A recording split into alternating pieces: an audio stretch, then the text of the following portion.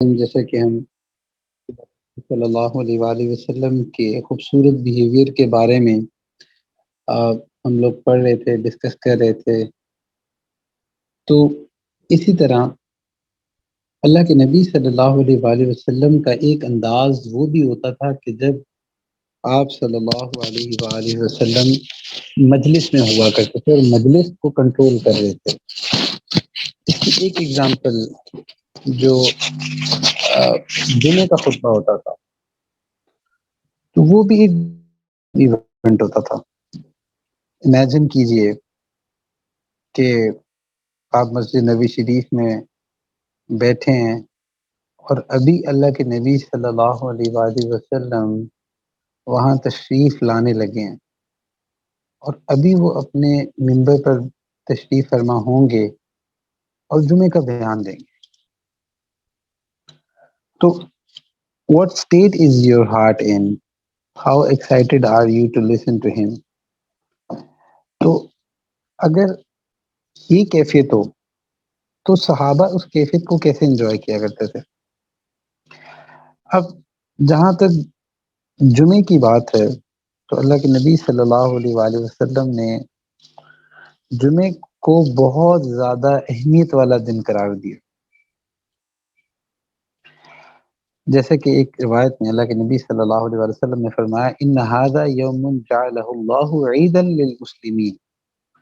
فمن جاء الى الجمعة فلیغتسل وان کان طیب فلیمس منہ وعلیکم بالسواک. اس کا مطلب یہ ہے کہ this day is a festival that Allah subhanahu wa ta'ala has ordained for the Muslim. اللہ سبحانہ تعالیٰ نے اس کو عید کی طرح ایک دن بنایا ہے.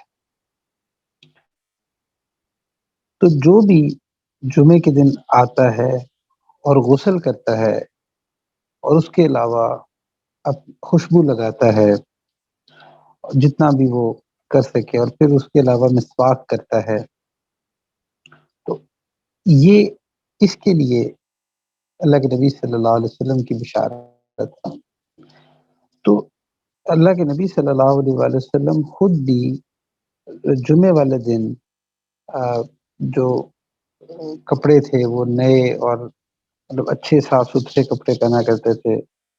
اور اسپیشلی ویسے تو ہر موقع پہ ایسے ہی تھا، بٹ جمعے والے دن اسپیشلی بہت صاف ستھرے کپڑے ہوتے تھے اور خوشبو لگائی جاتی تھی اور اسی طرح سے مسواک کی جاتی تھی. تو دو موقع ایسے تھے اللہ کے نبی صلی اللہ علیہ وآلہ وسلم کی لائف میں کہ جن پہ وہ ہمیشہ اسپیشل ڈریس پہنا کرتے تھے. ایک تو یہ جمعے کا موقع ہوتا تھا کہ اس پہ نارملی اللہ کے نبی صلی اللہ علیہ وآلہ وسلم اسپیشل ڈریسنگ کیا کرتے تھے. اور دوسرا موقع وہ ہوتا تھا کہ اگر کوئی باہر سے کوئی بڑا ڈیلیگیشن آنا ہوتا تھا، کوئی وفد آنا ہوتا تھا، تو ان کے اکرام کے لیے بھی اللہ کے نبی صلی اللہ علیہ وآلہ وسلم اسپیشل ڈریسنگ کیا کرتے تھے. تو ایک موقع پہ حضرت عمر رضی اللہ عنہ نے ایک بازار میں ایک کپڑا دیکھا. اب جو صحابہ تھے وہ اللہ کے نبی صلی اللہ علیہ وآلہ وسلم کے عاشق تھے، تو صحابہ نا ہمیشہ سوچا کرتے تھے کہ وہ جو بھی چیز دیکھتے تھے ان کو اللہ کے نبی صلی اللہ علیہ وآلہ وسلم ہی یاد آتے تھے. تو اسی طرح حضرت عمر رضی اللہ عنہ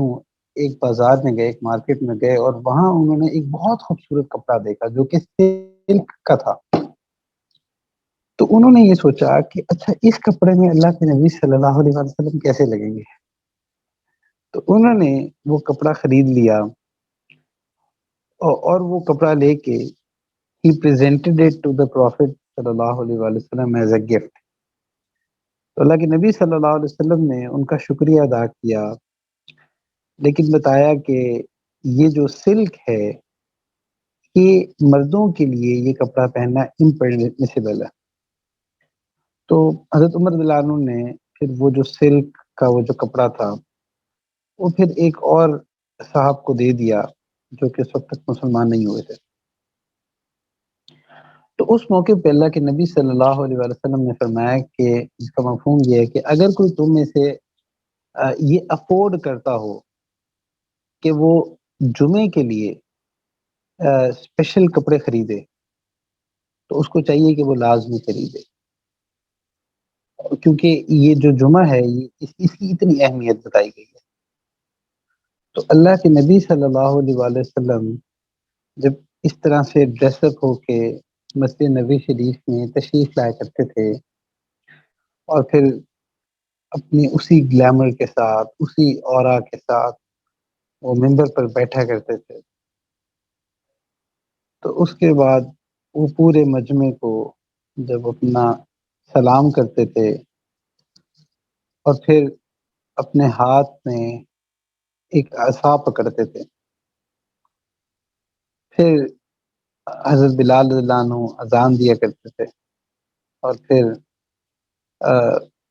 لوگ جو تھے وہ اللہ کے نبی صلی اللہ علیہ وآلہ وسلم کا بیان سنا کرتے تھے۔ تو جو مجلس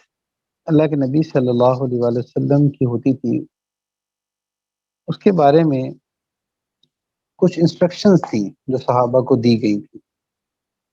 جیسے کہ ایک موقع پہ اللہ کے نبی صلی اللہ علیہ وسلم نے فرمایا، جس کا مفہوم یہ ہے کہ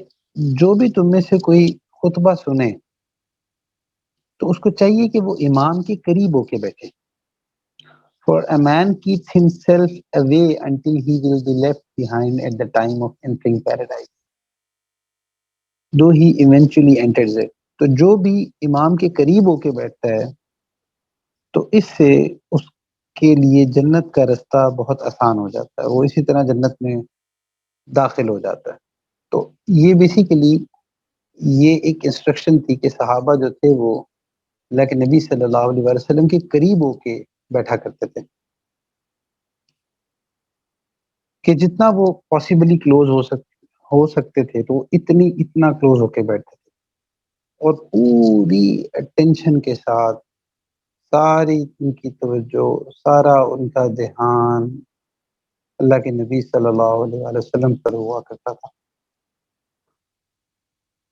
پھر اسی طرح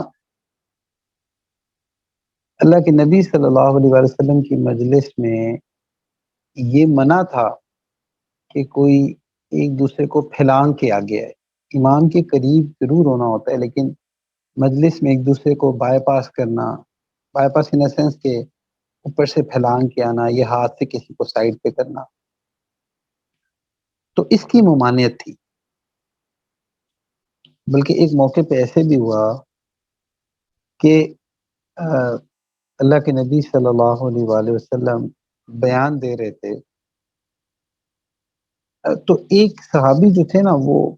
اندر داخل ہوئے، اور جب وہ اندر داخل ہوئے تو وہ لوگوں کو پھیلان کے سائڈ پہ کر کے آگے آ رہے تھے۔ تو اللہ کے نبی صلی اللہ علیہ وآلہ وسلم جب بھی خطبہ دے رہے ہوتے تھے یا کسی مجلس سے ایڈریس کر رہے ہوتے تھے تو ان کی توجہ ہر بندے پہ ہوتی تھی، پوری مجلس کو اپنے کنٹرول میں، اپنی نظر میں رکھتے تھے۔ تو کوئی بھی ایسی چیز جو کہ قابل اعتراض ہوتی تھی تو اللہ کے نبی صلی اللہ علیہ وآلہ وسلم اس کو بڑے خوبصورت طریقے سے، بڑے خوبصورت انداز میں اس چیز کو ایڈریس کر دیا کرتے تھے۔ جیسا کہ وہ جو صحابی تھے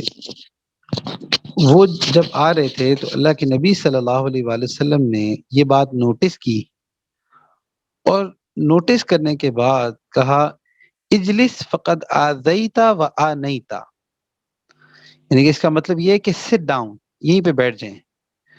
for you have both harmed the people and come late، کہ آپ دو غلطیاں کر رہے ہیں، ایک تو لیٹ آئے ہیں اور دوسرا کہ آپ لوگوں کو اذیت دے رہے ہیں۔ سبحان اللہ۔ تو اللہ کے نبی صلی اللہ علیہ وآلہ وسلم مجلس میں ایسے نہیں ہوتا تھا کہ بس بیان کر رہے ہیں تو بس اور کسی طرف توجہ ہی نہیں ہے، جیسے کوئی اپنا سبق پڑھ رہا ہوتا ہے، ایسا نہیں تھا، بلکہ وہ اس پوری مجلس کو اللہ کے نبی صلی اللہ علیہ وآلہ وسلم نے گریب کیا ہوتا تھا اور ہر بندے پر توجہ رکھی ہوتی تھی۔ تو جیسے ہی وہ شخص آ رہا تھا تو اللہ کے نبی صلی اللہ علیہ وسلم نے وہیں پہ روکا، اور نہ صرف روکا بلکہ اصلاح بھی کر دی کہ یہیں پہ بیٹھ جاؤ، اور پھر دو وجوہات بتائیں، ایک تو لیٹ آئے اور دوسرا لوگوں کو تکلیف دے رہے ہیں۔ تو یہ جو اللہ کے نبی صلی اللہ علیہ وسلم کی ادا تھی بڑی خوبصورت تھی کہ پوری مجلس پہ ایک کنٹرول ہوتا تھا۔ پھر اسی طرح ایک صحابی ہیں، ان کا نام تھا ابو قیس رضی اللہ عنہ۔ تو انہوں نے ایک روایت میں بتایا کہ جس کا مفہوم یہ کہ انہوں نے کہا کہ میں اللہ کے نبی صلی اللہ علیہ وآلہ وسلم کی مجلس میں داخل ہوا تو اس وقت اللہ کے نبی صلی اللہ علیہ وآلہ وسلم بیان دے رہے تھے، بیان فرما رہے تھے۔ So I stood listening to him while being under the sun's light. تو میں وہیں پہ کھڑا ہو کے ان کی بات سن رہا تھا، اور اس ٹائم میں دھوپ میں کھڑا ہوا تھا۔ تو چونکہ صحابہ جو تھے وہ اللہ کے نبی صلی اللہ علیہ وسلم سے ایسی ان کو محبت اور جاذبیت ہوتی تھی کہ وہ جب اللہ کے نبی کو دیکھ لیتے تھے تو کوئی اور چیز ان کے ذہن میں ہی نہیں رہتی تھی۔ تو جیسے ہی وہ انہوں نے دیکھا بیان دے رہے ہیں تو وہیں پہ کھڑے ہو کے نا وہ اللہ کے نبی صلی اللہ علیہ وسلم کی بات سننے لگے۔ اچھا، اسی اس میں وہ ان کے ذہن میں نہیں رہا کہ وہ دھوپ میں کھڑے ہوئے ہیں۔ تو جیسے ہی اللہ کے نبی صلی اللہ علیہ وسلم نے یہ دیکھا تو فوراً سے ان کو ایڈریس کیا اور کہا کہ آپ یہ دھوپ سے ہٹ کے سائے میں آ جائیں۔ تو یہاں سے آپ کو ایک انٹیلیجنس کی سمجھ آتی ہے کہ جب جس مجمع کو ایڈریس کر رہے ہوتے تھے تو اس مجمع کے ہر بندے پر توجہ ہوتی تھی، اور صرف یہ توجہ نہیں ہوتی تھی کہ میرا بیان سن رہا ہے، بلکہ اس کا جو کمفرٹ ہوتا تھا اس کا پورا خیال رکھتے تھے کہ جیسے یہ ابھی دھوپ میں کھڑے ہوئے بیان سن رہے ہیں تو بہتر یہ کہ چھاؤں میں آ جائے۔ پھر اسی طرح سے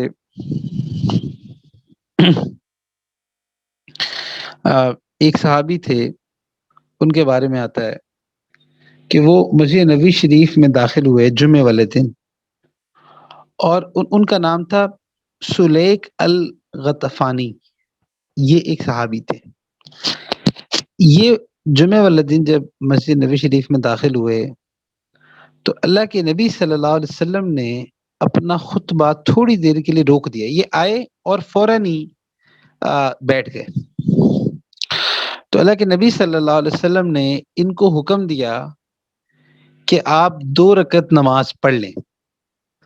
اچھا، کچھ روایات میں آتا ہے کہ جو اللہ کے نبی صلی اللہ علیہ وسلم نے ان کو جو 2 رکعت پڑھنے کا حکم دیا وہ اس لیے دیا کیونکہ یہ جو صحابی تھے نا یہ بہت زیادہ ان پر غربت تھی، ان کے حالات بہت ٹائٹ تھے، اور یہ انتہائی ضرورت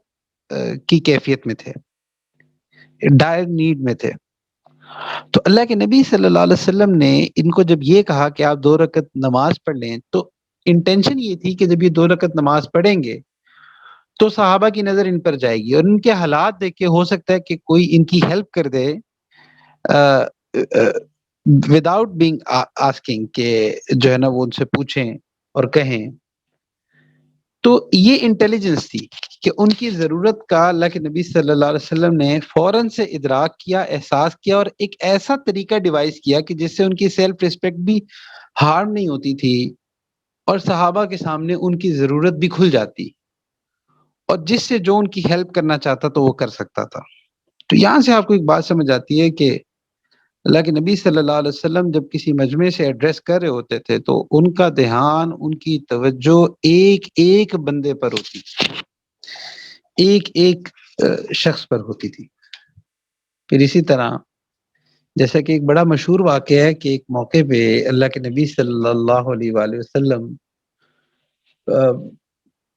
جمعے کا خطبہ ارشاد فرما رہے تھے، تو دونوں شہزادے حضرت حسن رضی اللہ عنہ اور حضرت حسین رضی اللہ عنہ، یہ دونوں جو تھے نا وہ اللہ کے نبی صلی اللہ علیہ وسلم کے گھر سے نکلے، اور یہ بہت چھوٹے تھے، اور ایسے لڑکھڑاتے ہوئے نا اللہ کے نبی صلی اللہ علیہ وسلم کے پاس آنے لگے۔ اچھا، یہاں سے آپ کو یہ بات سمجھ آتی ہے کہ یہ اتنے چھوٹے تھے کہ لڑکھڑا کے چل رہے ہیں، بلکہ ان دونوں شہزادوں نے نا ریڈ کلر کے کپڑے پہنے ہوئے تھے، مطلب ریڈش تھے، تو بہت خوبصورت لگتے تھے، اور کپڑے ایسے تھے کہ اپنے کپڑوں میں ہی پھنس کے گرتے تھے پھر کھڑے ہوتے تھے، اور اس طرح سے جیسے چھوٹا بچہ چل رہا ہوتا ہے نا، تو ایسے چل رہے تھے، اور چلتے چلتے اللہ کے نبی صلی اللہ علیہ وسلم کے پاس آ رہے تھے۔ یہاں سے آپ کو یہ سمجھ آتی ہے کہ اللہ کے نبی صلی اللہ علیہ وسلم نے ان چھوٹے بچوں کو کیسے اپنے ساتھ مانوس کیا ہوا تھا، کہ آپ لوگوں نے بھی دیکھا ہوگا کہ آپ کے گھروں میں بھی جہاں جہاں بھی چھوٹے بچے ہوتے ہیں، تو چھوٹے بچے نا ہمیشہ اس بندے کے پاس جاتے ہیں جو ان کو بڑی محبت دیتا ہے، جس کے ساتھ ان کو بڑی انسیت ہوتی ہے۔ تو ایسا مطلب ایسا بندہ جو ہے نا جب بھی آتا ہے، تو وہ جو بچے ہوتے ہیں نا وہ فوراً کوشش کرتے ہیں اس کی طرف لپکنے کی، کہ جہاں سے اس کو بڑی محبت ملتی ہے۔ تو اس سے آپ کو پتہ چلتا ہے کہ اللہ کے نبی صلی اللہ علیہ وسلم نے ان چھوٹے بچوں کو کتنی محبت دی ہوگی، کہ وہ چھوٹے ہیں، ابھی انہیں کچھ سمجھ نہیں ہے، اور وہ ایسے نکلے ہیں اور لڑکھڑاتے لڑکھڑاتے اس طرح اللہ کے نبی کے پاس جا رہے ہیں۔ تو جیسے ہی اللہ کے نبی صلی اللہ علیہ وسلم نے ان کو دیکھا، تو خطبہ دے رہے ہیں، بیان ہو رہا ہے، صحابہ سامنے بیٹھے ہیں، تو اللہ کے نبی صلی اللہ علیہ وسلم نے اسی وقت خطبے کو پاز کر دیا اور ممبر سے اترے اور ان دونوں کو اٹھایا، اور اٹھا کے محبت کے ساتھ ان کو ایسے اپنی ٹانگوں پر بٹھا لیا، ممبر پر بیٹھے اور ان کو بھی اپنی ٹانگوں پر بٹھا لیا، اور پھر فرمایا، قرآن کی یہ آیت پڑھی کہ انما اموالکم و اولادکم فتنہ، that your wealth and children are only a test، کہ چونکہ یہ جو مال ہوتا ہے اس سے بھی انسان کو محبت ہوتی ہے، اور اولاد سے تو خیر بہت زیادہ محبت ہوتی ہے، تو فرمایا کہ دیکھو یہ مطلب ایک اشارہ تھا کہ دیکھو ان سے یہ چونکہ اولاد ہیں تو ان سے محبت کتنی ہے۔ پھر اسی طرح اللہ کے نبی صلی اللہ علیہ وسلم نے دونوں کے لیے دعا کی اسی وقت۔ تو اس طرح کی مجلس ہوا کرتی تھی، مطلب امیجن کریں کہ آپ اللہ کے نبی صلی اللہ علیہ وسلم کی مجلس میں بیٹھے ہیں، تو اس پوری مجلس پہ اللہ کے نبی صلی اللہ علیہ وسلم کی فل کمانڈ ہوتی تھی اس کمرے میں، اس جگہ پہ۔ تو جو بھی کوئی مطلب کوئی بات ہوتی تھی، کوئی چیز ہوتی تھی، فوراً اس کا وہ اللہ کے نبی صلی اللہ علیہ وسلم کے نوٹس میں ہوتی تھی۔ پھر اسی طرح ایک صحابیہ ہیں، ان کا نام ہے ام حشام، تو وہ بتاتی ہیں کہ جو سورہ قاف تھی، اللہ کے نبی صلی اللہ علیہ وسلم اکثر یہ سورت پڑھا کرتے تھے اور اس کی ایکسپلینیشن کیا کرتے تھے۔ تو وہ کہتی ہیں کہ میں نے پوری سورہ قاف اللہ کے نبی صلی اللہ علیہ وسلم کے بیان سن کے میں نے پوری سورہ قاف یاد کر لی تھی۔ اچھا، یہاں سے آپ کو ایک چیز سمجھ آتی ہے کہ جو صحابہ جب بھی اللہ کے نبی صلی اللہ علیہ وسلم کے خطبے میں یا بیان میں بیٹھا کرتے تھے، تو ان کا دماغ، ان کا دل، ان کی پوری اٹینشن اللہ کے نبی صلی اللہ علیہ وسلم کی طرف ان کے ایک ایک لفظ پر ہوا کرتی تھی۔ تبھی تو دیکھیں نا کہ اللہ کے صحابیات تو ویسے بھی پیچھے بیٹھا کرتی تھی یا سائڈ پہ ہوتی تھی، لیکن اتنی توجہ سے سنتے تھے اور اتنا دل کی گہرائی اور کیفیت کے ساتھ سنتے تھے کہ جو لفظ اللہ کے نبی صلی اللہ علیہ وسلم ادا کرتے تھے تو صحابہ کی کوشش ہوتی تھی کہ ہم سے مس نہ ہو جائے۔ تو آپ اس سے اندازہ لگائیں کہ صرف بیان سن کے ہی انہوں نے پوری سورت یاد کر لی تھی۔ تو اتنا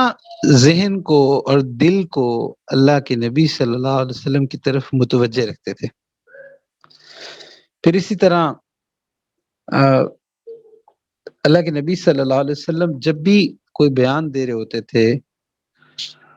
تو ان کے بیان دینے کے اندر وہ اللہ کے نبی صلی اللہ علیہ وسلم کی سنت مبارکہ تھی کہ اپنی پوری مطلب باڈی لینگویج کا یوز کیا کرتے تھے تاکہ اپنی بات کو زیادہ افیکٹو بنایا جا سکے۔ یعنی کہ اپنے ہاتھوں کا استعمال کرتے تھے، اپنے ایکسپریشنز کا یوز کیا کرتے تھے، اپنے جیسچرز، موشنز. تو جس ٹاپک پر بات کر رہے ہوتے تھے تو اس کے مطابق ہی ایموشنز ہوتے تھے، اس کے مطابق ہی باڈی لینگویج ہوتی تھی. تو یہ انداز تھا اللہ کے نبی صلی اللہ علیہ وسلم کا کہ اور ایک ایک لفظ کو اور ٹاپک کو اتنا خوبصورت طریقے سے آرٹیکولیٹ کیا کرتے تھے کہ ایک ایک پوائنٹ بالکل واضح فرما دیا کرتے تھے.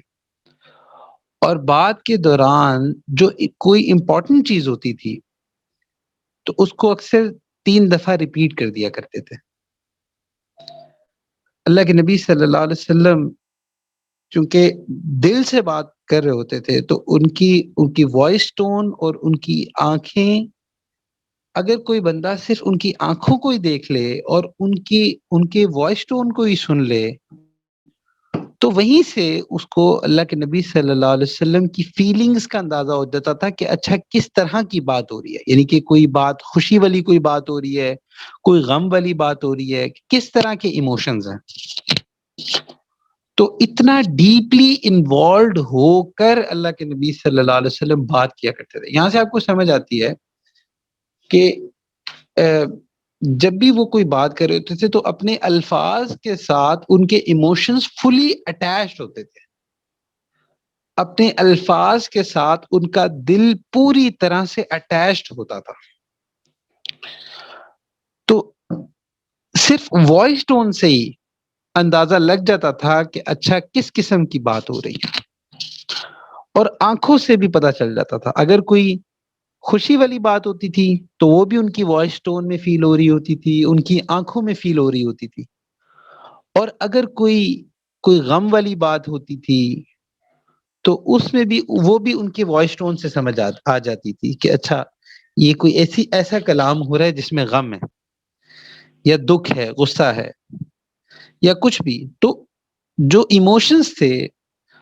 ان ایموشنز کے ساتھ پوری باڈی الائنڈ ہوا کرتی تھی.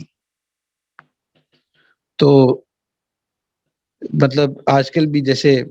آپ کے ماڈرن پبلک سپیکنگ میں لوگ یہ کہتے ہیں کہ بھئی سکھا رہے ہوتے ہیں کہ کس طرح سے آپ کو اپنی باڈی لینگویج کو یوز کرنا ہے. تو اللہ کے نبی صلی اللہ علیہ وآلہ وسلم کی سنت مبارکہ تھی کہ ڈیپلی انوالوڈ ہوتے تھے ود ایموشنز. پھر اسی طرح جیسا کہ ایک مثال تھی کہ ایک موقع پہ اللہ کے نبی صلی اللہ علیہ وآلہ وسلم ایمان والوں کے بارے میں بتا رہے تھے کہ ایمان والے جو ہیں، مومنین جو ہیں، یہ ایک عمارت کی طرح ہیں. اچھا اب یہ چونکہ اس سینٹینس سے آپ کو یہ ٹاپک سمجھ آ رہا ہے کہ امت کی یونٹی اور اس چیز کی بات ہو رہی ہے، تو اللہ کے نبی صلی اللہ علیہ وسلم نے اس کو سمجھاتے ہوئے نا ایسے مٹھی بنائی اور مٹھی بنا کر سمجھایا کہ یعنی کہ ساتھ ساتھ یہ ایکسپلین کر رہے تھے اور ایسے مٹھی بنا کے دکھا بھی رہے تھے، ویژولائز بھی کروا رہے تھے. تو تاکہ صحابہ جو تھے وہ اس کانسیپٹ کو بہترین طریقے سے سمجھ سکیں. پھر اسی طرح سے ایک موقع پہ اللہ کے نبی صلی اللہ علیہ وسلم زبان کے جو گناہ ہیں، کہ زبان کے جو خطرات ہیں اس کے بارے میں بتا رہے تھے. تو بتاتے ہوئے باقاعدہ اپنے منہ مبارک کی طرف، زبان کی طرف پوائنٹ آؤٹ کر کے بتا رہے تھے. اگر اللہ کے نبی صلی اللہ علیہ وسلم اپنی اس باڈی لینگویج کا استعمال نہ بھی کرتے تو تب بھی ان کی بات کافی تھی. لیکن یہاں سے آپ کو ایک چیز یہ سمجھ آتی ہے کہ جب اللہ کے نبی صلی اللہ علیہ وسلم صحابہ کو کوئی بات بتا رہے ہوتے تھے تو ان کے دل کے اندر کتنی زیادہ ہمدردی ہوتی تھی اور کتنا غم ہوتا تھا کہ جو میرے اندر کی بات ہے یہ صحابہ تک پہنچ جائے، منتقل ہو جائے، ان کو اچھے سے سمجھ آ جائے، کوئی چیز رہ نہ جائے. تو یہاں سے بھی آپ کو اللہ کے نبی صلی اللہ علیہ وسلم کی کیئر، ہمدردی اور صحابہ کے بارے میں ان کی تربیت کی فکر اور امت کا غم نظر آتا ہے. کیونکہ آپ نے دیکھا ہوگا کہ جب آپ کسی سے بات کرتے ہیں نا تو کوئی شخص اگر ایسا ٹاپک بیان کر رہا ہو نا جو اس کے دل کے بہت قریب ہوتا ہے، کوئی اپنا غم بیان کر رہا ہو، کوئی ایسا انسیڈنٹ بیان کر رہا ہو جو اس کی لائف کا بڑا کی پارٹ ہو، تو آپ دیکھتے ہیں کہ اس کے ایموشنز ڈفرینٹ ہوتے ہیں، اس کے بیان کرنے کا انداز ہی مختلف ہوتا ہے، اس کی آواز ہی ڈفرینٹ ہوتی ہے، اور اس کے فیشل ایکسپریشنز، اس کے آنکھوں کی کیفیات، اس کے ہاتھوں کی موشنز، یہ ساری چیزیں بتا رہی ہوتی ہیں کہ اچھا یہ بندہ کتنا زیادہ ڈیپلی انوالوڈ ہے اس چیز میں۔ تو اللہ کے نبی صلی اللہ علیہ وسلم جب بھی بیان فرماتے تھے تو یہاں سے آپ کو سمجھ آتا ہے کہ جو وہ بات کہہ رہے ہوتے تھے اس بات کے اندر کتنا غم اور درد اور ایموشنز، ہمدردی، محبت، یہ سارے ایموشنز بیچ میں کتنا ڈیپلی انوالوڈ تھے کہ وہ مختلف طریقے سے وہ ایموشنز ایکسپریس ہو رہے ہیں، کبھی باڈی لینگویج کے ذریعے ہو رہے ہیں، کبھی آنکھوں کے ذریعے ہو رہے ہیں، کبھی وائس ٹون کے ذریعے ہو رہے ہیں، اور ایک غم ہے کہ بس جو میں بات کر رہا ہوں یہ سامنے والے کے دل میں اتر جائے۔ پھر اسی طرح ایک موقع پہ اللہ کے نبی صلی اللہ علیہ وآلہ وسلم جنت کے دروازوں کے بارے میں بیان کر رہے تھے کہ جنت کے دروازے کیسے کھلیں گے۔ تو اب ویسے بھی تو بتا سکتے تھے، لیکن باقاعدہ ہاتھ کو ایسے جوڑ کے اور اس طرح سے کھول کے بتا رہے ہوتے تھے کہ تاکہ صحابہ ویژولائز بھی کر سکیں۔ اچھا، یہاں سے ویسے ایک بات یہ دل میں آتی ہے کہ اس ٹائم جو میکسیمم پاسبل ویژولائز کروانے کے لیے جو ٹیکنیک تھی نا، اللہ کے نبی صلی اللہ علیہ وسلم اس کا استعمال کرتے تھے۔ تو آج بھی جب آپ کسی کو کوئی چیز، if you are a teacher, if you are a mentor, یا آپ کوئی بھی جس موقع پہ آپ لوگوں کو سمجھا رہے ہیں، تو اس میں کوشش کرنی چاہیے کہ جتنا زیادہ اچھے سے ویژولائز کروا سکیں اپنی آڈینس کو کروانا چاہیے، اور اس کو سنت کی نیت سے کرنا چاہیے۔ پھر اسی طرح اللہ کے نبی صلی اللہ علیہ وآلہ وسلم جب بھی کوئی بات فرمایا کرتے تھے تو اس کو مثالوں سے سمجھایا کرتے تھے، عام سادی مثالوں سے اللہ کے نبی صلی اللہ علیہ وآلہ وسلم ان عنوانات کو سمجھایا کرتے تھے تاکہ ہر بندہ ریلیٹ کر سکے۔ یہ جو ایگزامپلز ہوتی ہے نا، ایگزامپل سے ریلیٹ کرنا آسان ہو جاتا ہے۔ تو اللہ کے نبی صلی اللہ علیہ وآلہ وسلم مختلف ایگزامپلز کے ذریعے اپنی بات سمجھایا کرتے تھے تاکہ کوئی بھی بندہ جو سننے والا ہے تو کوئی کنفیوژن نہ رہ جائے اور اچھے سے یہ بات سمجھ آ جائے۔ اور اللہ کے نبی صلی اللہ علیہ وآلہ وسلم جب بھی بات فرمایا کرتے تھے تو یہ محسوس ہوتا تھا کہ جو نالج یا جو بات فرمائی جا رہی ہے یہ بہت ڈیپتھ سے نکلی۔ تو اس کے بارے میں صحابہ فرماتے تھے کہ اللہ کے نبی صلی اللہ علیہ وآلہ وسلم سمندر سے بھی زیادہ گہرے، اتنی ڈیپتھ تھی اللہ کے نبی صلی اللہ علیہ وسلم کے اندر۔ پھر اسی طرح آپ دیکھیں کہ اگر اللہ کے نبی صلی اللہ علیہ وسلم کے سکلز کو دیکھیں نا ایز این اوریٹر، تو آپ دیکھتے ہیں کہ مطلب حضور صلی اللہ علیہ وسلم از دا مین کہ سب سے زیادہ اگر کسی کی باتیں ہسٹری میں ریکارڈ کی گئی ہیں تو اللہ کے نبی صلی اللہ علیہ وسلم کی ریکارڈ کی گئی ہیں، مطلب with thousands of his statements fully documented and compiled۔ اور آپ دیکھیں کہ still اگر ہم جو احادیث پڑھتے ہیں اور جو اللہ کے نبی صلی اللہ علیہ وسلم کی روایات پڑھتے ہیں تو ہمیں ہر جگہ ایک ایموشنل انٹیلیجنس بھی نظر آتی ہے اور انٹلیکچوئل جو تھاٹس ہیں وہ بھی نظر آتی ہیں۔ تو جیسے آج کے دور میں ساؤنڈ سسٹم کولیپس کر جاتا ہے نا، تو ایک موقع پہ ایسے ہوا کہ اللہ کے نبی صلی اللہ علیہ وسلم ایک بات فرما رہے تھے، تو اب بات فرما رہے تھے تو چونکہ مردوں کی جگہ آگے ہوتی تھی اور صحابیات پیچھے ہوتی تھی، تو ایک صحابیہ تھی ان کا نام تھا حضرت اسماء بنت ابی بکر، یہ حضرت ابو بکر صدیق رضی اللہ عنہ کی صاحبزادی تھی، حضرت عائشہ رضی اللہ عنہا کی سسٹر تھی. تو پیچھے بیٹھی ہوئی تھی، تو جو آگے جو صحابہ بیٹھے تھے نا، تو وہ نا رونے لگے. اب ان کے رونے کی آواز کی وجہ سے اللہ کے نبی صلی اللہ علیہ وآلہ وسلم کی آواز پیچھے نہیں آ رہی تھی. تو صحابیات پریشان ہو رہی تھی کہ بھئی مطلب یہ کیوں رو رہے ہیں، اور مطلب ہم کیوں نہیں اللہ کے نبی صلی اللہ علیہ وسلم کی آواز سن سکے. تو انہوں نے بعد میں جب پتہ کیا کہ بھئی کیا وجہ تھی کہ سارے رو رہے تھے، تو بتایا گیا کہ اس ٹائم اللہ کے نبی صلی اللہ علیہ وآلہ وسلم قبر کے بارے میں اور قبر کی چیزوں کے بارے میں، قبر کے جو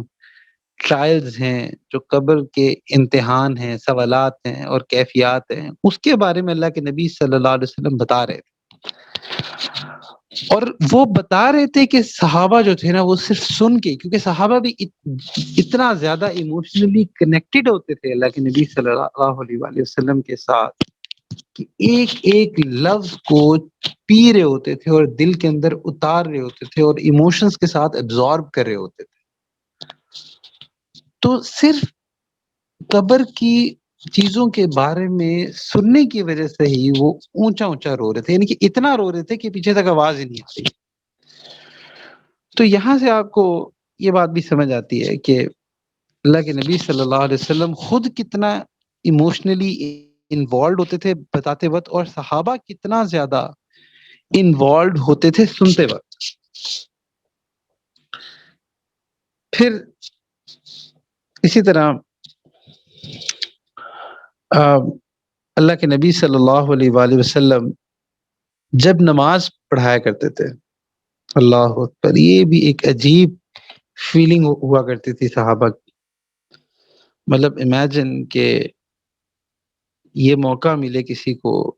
کہ اللہ کے نبی صلی اللہ علیہ وآلہ وسلم نے نماز پڑھانی ہے اور آپ نے ان کے پیچھے نماز پڑھنی ہے، تو کیا کیفیت ہوگی. تو صحابہ جو تھے وہ ان کے لیے تو خیر یہ ایسا ایک لمحہ ہوتا تھا کہ اللہ کے نبی صلی اللہ علیہ وسلم وہ نماز پڑھا رہے ہیں جنہوں نے اللہ کو دیکھا ہے، جو معراج سے باقاعدہ جن کو آرڈر ہوا ہے، جو نمازیں لے کر آئے ہیں، اور نہ پھر وہ قرآن پڑھیں گے جو قرآن باقاعدہ ان پر ہی نازل ہوا ہے. اور وہ اللہ کے نبی صلی اللہ علیہ وسلم نے اللہ تعالیٰ کی زیارت بھی کی معراج کے موقع پہ، اور کتنا ڈیپلی کنیکٹڈ ہوتے ہوں گے اللہ کے نبی صلی اللہ علیہ وسلم نماز میں. تو وہ نماز پڑھا رہے ہوں اور صحابہ پیچھے پڑھ رہے ہوں، تو یہ بڑی خوبصورت کیفیت ہوتی تھی صحابہ کی. تو اس میں اللہ کے نبی صلی اللہ علیہ وسلم جب کبھی جماعت کی نماز کروایا کرتے تھے، تو اب چونکہ اللہ کے نبی صلی اللہ علیہ وآلہ وسلم کی جو قرات تھی وہ اتنی خوبصورت تھی کہ جیسے کہ ابو قتادہ رضی اللہ عنہ کی روایت ہے کہ ما بعث اللہ نبی الا حسن الوجہ حسن الصوت، کہ جس کا مفہوم یہ کہ that Allah never sent a prophet except that they were characterized with a beautiful face and voice، کہ اللہ نے کبھی کوئی نبی ایسا نہیں بھیجا جو ظاہری طور پہ بھی بہت خوبصورت ہو اور اس کی آواز بھی بہت پیاری ہو. تو امیجن اللہ کے نبی صلی اللہ علیہ وسلم نماز پڑھ رہے ہیں، نماز مینس کہ پوری طرح وہ اللہ تعالیٰ کی طرف متوجہ ہیں، کنیکٹڈ ہیں، اور قرآن پڑھ رہے ہیں، اللہ سبحانہ و تعالیٰ کا لو لیٹر، اللہ کا کلام وہ پڑھ رہے ہیں. اور پڑھ کیا رہے ہیں؟ وہ تلاوت کر رہے ہیں. سبحان اللہ. تو صحابہ وہ تلاوت سن رہے ہوتے تھے. تو ایک صحابی تھے، انہوں نے اللہ کے نبی صلی اللہ علیہ وآلہ وسلم کی جو یہ قرات تھی اس کے بارے میں ایک بات فرمائی کہ کان یقطع قراءتہ آیتن آیتن. اس کا مطلب یہ ہے کہ when he would recite the Quran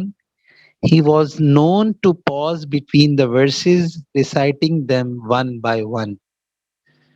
کہ جب صحابہ یہ سنتے تھے تو اللہ کے نبی صلی اللہ علیہ وآلہ وسلم ایک ایک آیت کو بہت واضح طریقے سے پڑھا کرتے تھے، اور بڑا ایک جنٹل قسم کا پاز ہوتا تھا ہر آیت کے درمیان، اور اللہ کے نبی صلی اللہ علیہ وآلہ وسلم کی آواز میں ایک دو کریکٹرسٹکس، ویسے تو بہت ساری تھیں، جیسے ایک بڑی ایک سویٹ سی وائس تھی، اور وہ تو تھی، لیکن اس کے علاوہ ایک نیچرل میلوڈی بھی اللہ کے نبی صلی اللہ علیہ وسلم کی آواز میں ہوتی تھی، اور وہ فیل ہوتی تھی، اور ایک نیچرل ایکو بھی ہوتی تھی۔ تو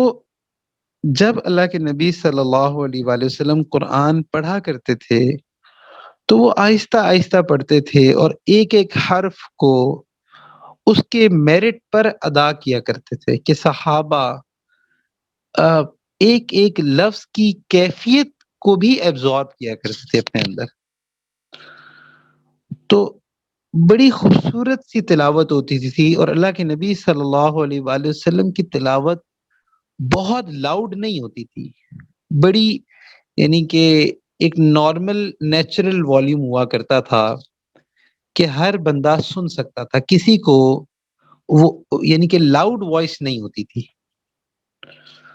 اور بالکل ایک خوبصورت نیچرل میلوڈی ہوا کرتی تھی،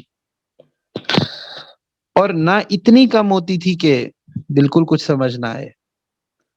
تو اگر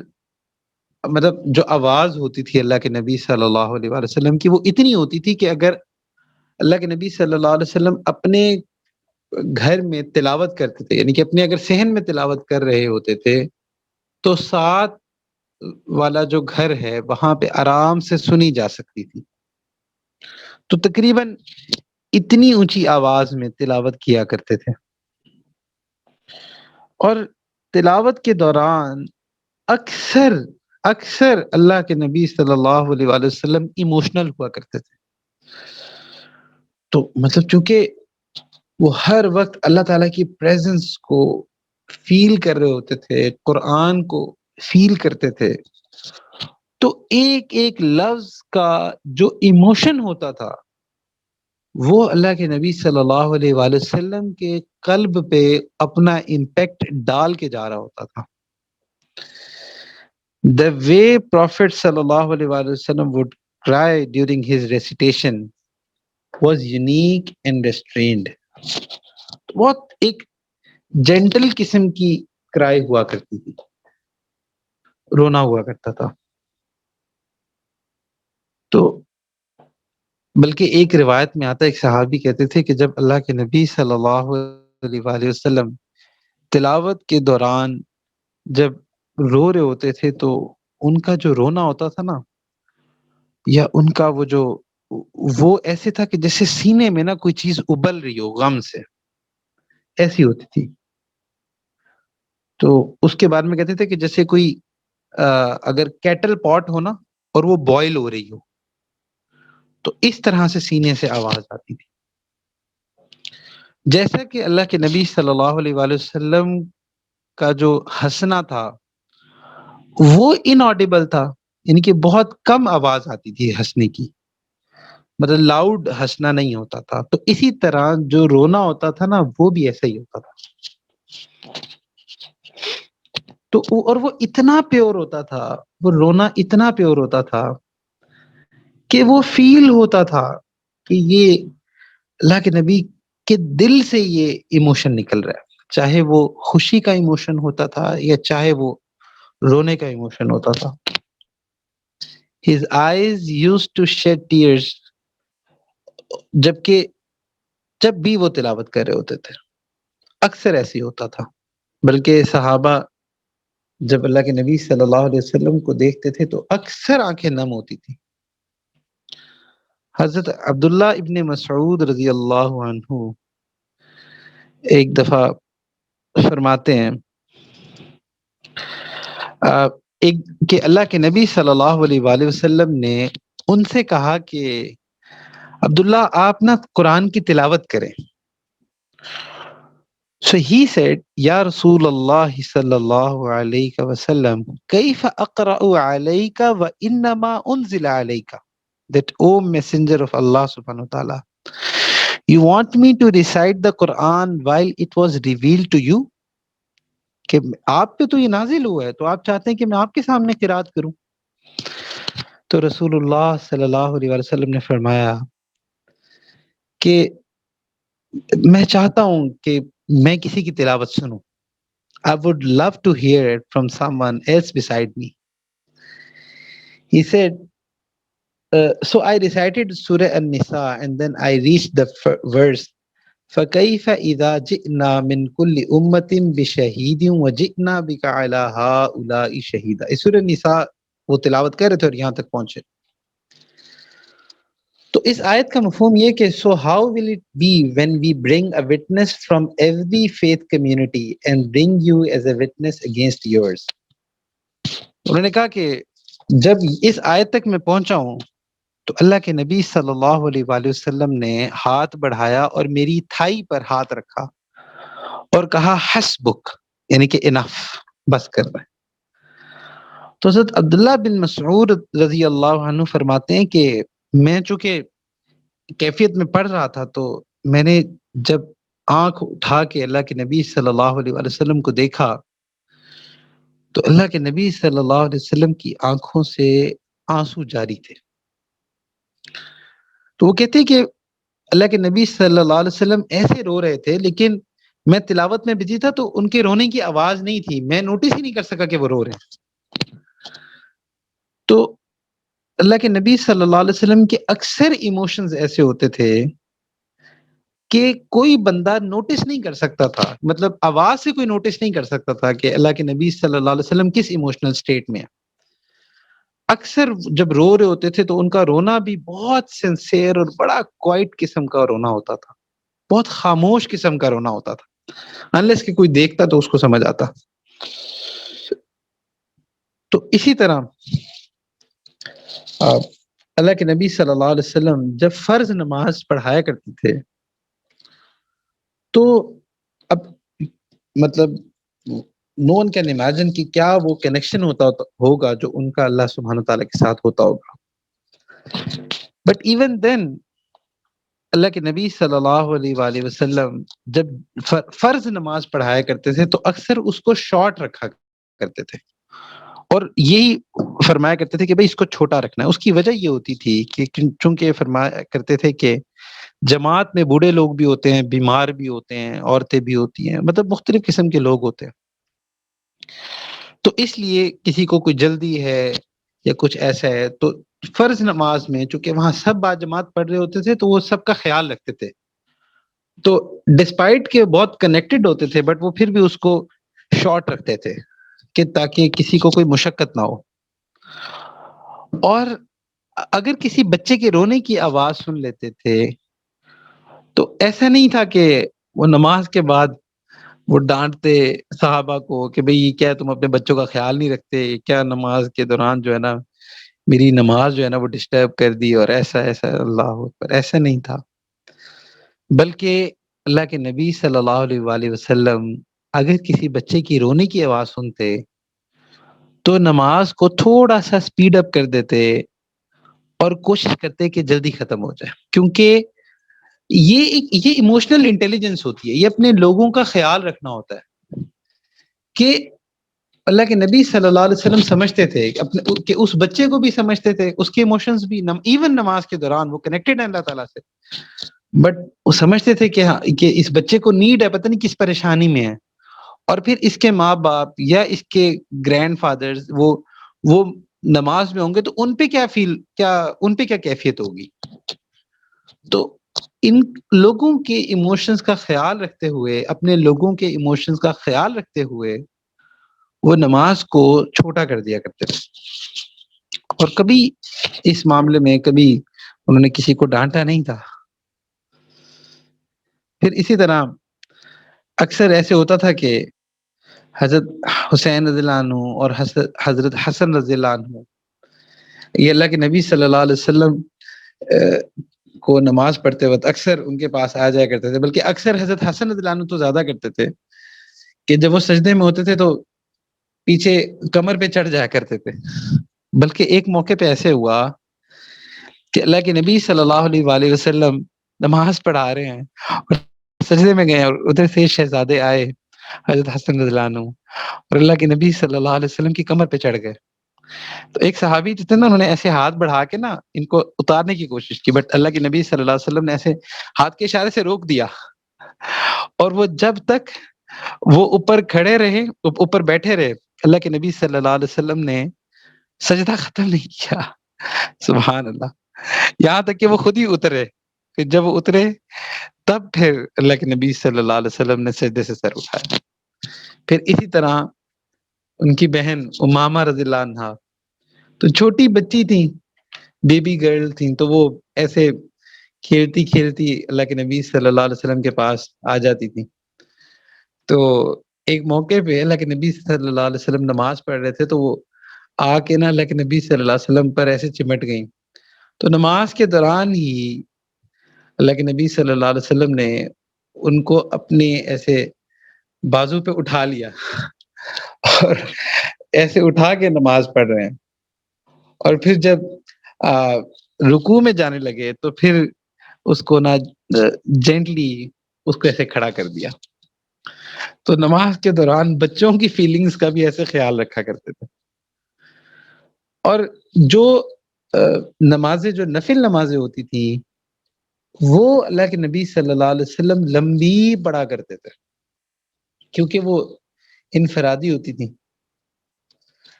تو اکثر ایسے ہوتا تھا کہ قیام اللیل کے وقت اللہ کے نبی صلی اللہ علیہ وسلم جب وہ نماز پڑھا کرتے تھے تو صحابہ کو نا پتہ چلا کہ اچھا اللہ کے نبی صلی اللہ علیہ وسلم نماز پڑھ رہے ہیں، تو وہ کیا کرتے تھے کہ وہ آ کے نا پیچھے کھڑے ہو جاتے تھے، ساتھ شامل ہو جاتے تھے، اور ایک سے دو، دو سے تین، اس طرح نا یہ بات پھیل گئی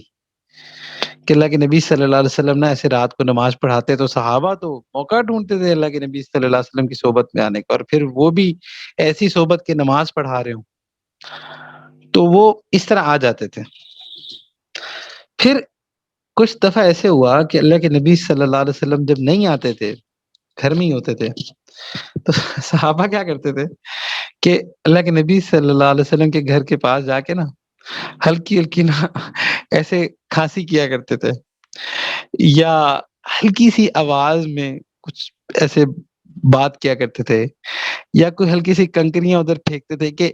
یہ چھوٹی چھوٹی آوازوں سے نا تاکہ اللہ کے نبی صلی اللہ علیہ وسلم کی ہم اٹینشن کو اپنی طرف کھینچ لیں، کہ اگر وہ اندر ہیں تو باہر آ جائے، تو وہ باہر آ کے نماز پڑھے تاکہ ہم بھی ان کے ساتھ شامل ہو جائیں۔ تو صحابہ ایسے کیا کرتے تھے۔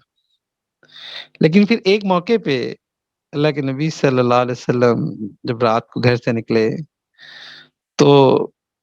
انہوں نے پھر فرمایا کہ فَصَلُّوا أَيُّهَا النَّاسُ فِي بُيُوتِكُمْ فَإِنَّ أَفْضَلَ الصَّلَاةِ صَلَاةُ الْمَرْءِ فِي بَيْتِهِ إِلَّا الْمَكْتُوبَةِ۔ اس کا مطلب یہ ہے کہ فرمایا کہ لوگوں، جو یہ جو نفل نمازیں ہوتی ہے نا، یہ بہتر یہ ہے کہ اپنے گھروں میں پڑھا کریں، کیونکہ مردوں کی جو نفل نمازیں ہیں وہ گھروں میں پڑھنا بہتر ہے۔ تو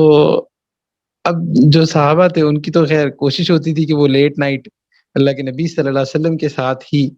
پڑھیں، لیکن پھر یہ حکم ملا کہ جس کے بعد جو ہے نا پھر کوشش کرتے تھے کہ صحابہ ٹھیک ہے کہ اب گھروں میں پڑھ لیں۔ پھر اسی طرح ایک موقع پہ ایک صحابی وہ فرماتے ہیں کہ اللہ کے نبی صلی اللہ علیہ وسلم نفل نماز پڑھ رہے تھے تو میں بیچ میں شامل ہو گیا،